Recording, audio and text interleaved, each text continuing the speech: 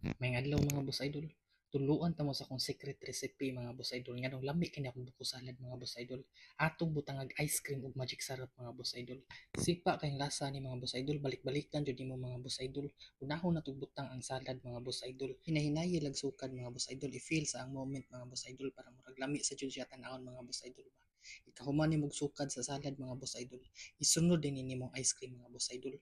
Mas nindot kung ubi mga boss idol, pero kung walay ubi okay ra siguro lang yung flavor mga boss idol. Pero ako maka-ubi jud kay ko mga boss idol. Basta ka ng milk tea gani or ka ng halo-halo or ka ng bisag unsa gani mga boss idol. Ubi jud na akong ginana toppings mga boss idol.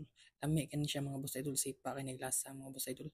Imo ra nang ipatong dito sa salad mga boss idol.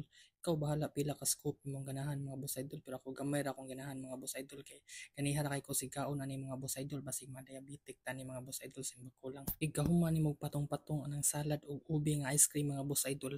Ato ding isunod atong secret ingredients mga boss idol. Kaning magic sarap mga boss idol. Mao gid ni siya nakapadala og lami sa tanan mga boss idol.